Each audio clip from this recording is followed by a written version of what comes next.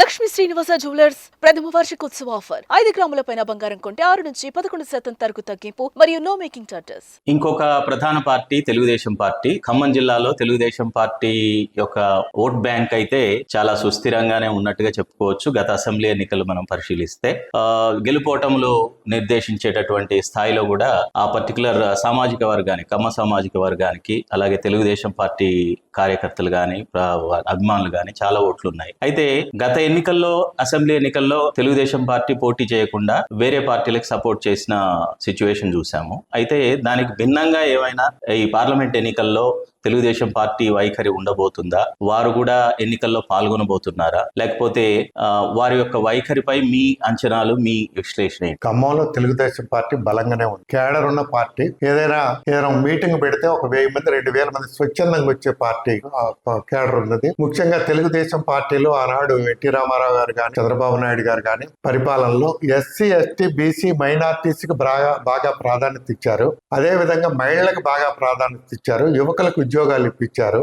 తర్వాత టీచర్ పోస్టులు ఏర్పాటు చేశారు.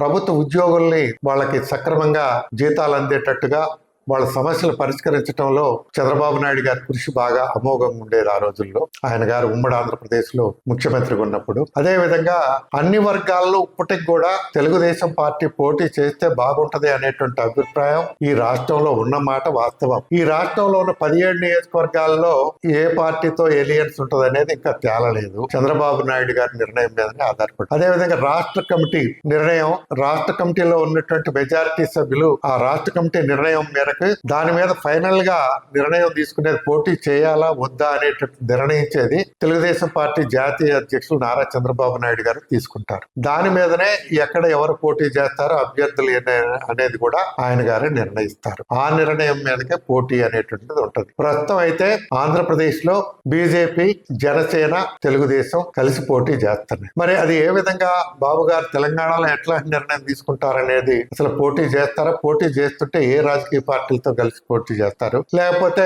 అసెంబ్లీ ఎన్నికల్లాగా కేడర్ మీ ఇష్టం అనేటువంటి విధంగా వదిలేస్తారా అనేటువంటిది ఇంకా తేలలేదు. అది ఏదైనా పార్టీ నిర్ణయం నారా చంద్రబాబు నాయుడు గారు తీసుకోవాల్సిందే. ఆ నిర్ణయం మీదనే ఆధారపడి. సార్, చాలా విషయాలు ఈరోజు విశ్లేషించారు.